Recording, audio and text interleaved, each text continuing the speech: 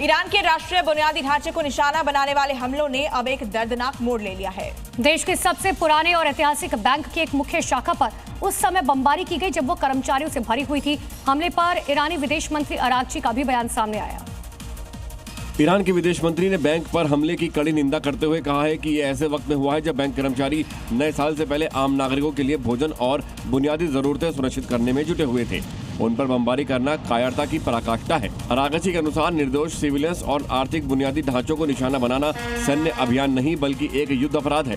दुनिया देख रही है कि कैसे मानवता के रक्षकों का मुखौटा पहनने वाले लोग भूखे परिवारों की मदद करने वालों का खून बहा रहे हैं। अरागची ने प्रतिशोध की चेतावनी देते हुए कहा है कि हमारी सेनाएं इसका बदला लेंगी।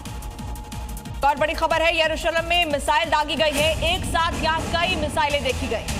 तो ईरान ने एक साथ कई मिसाइल दागी है। बड़ी खबर आपको बता रहे हैं यरूशलेम से, जहां पर कई मिसाइल एक साथ दागी गई है। तस्वीरें आपके सामने हैं। लगातार ऐसी मिसाइलों का इस्तेमाल किया जा रहा है जिसमें क्लस्टर बम तक शामिल है। तस्वीरें आप देखिए, ईरान ने एक साथ कई मिसाइलें दागी, उसके बाद वहां अफरा तफरी का माहौल नजर आया।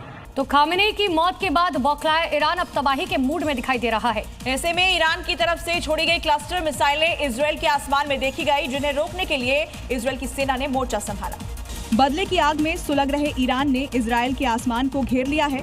वो लगातार बारूदी प्रहार कर रहा है। उसका सबसे बड़ा टारगेट तेल अवीव है।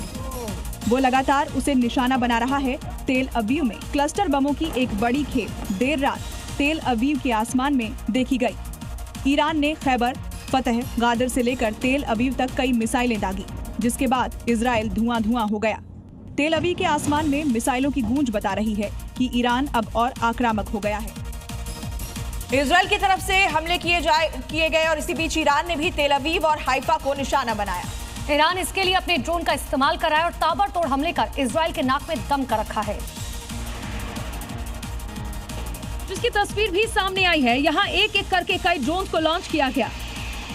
हाइफा में एक मिलिट्री सेंटर और spy satellite information receiving centre को इजरायली फोर्स ने निशाना बनाया।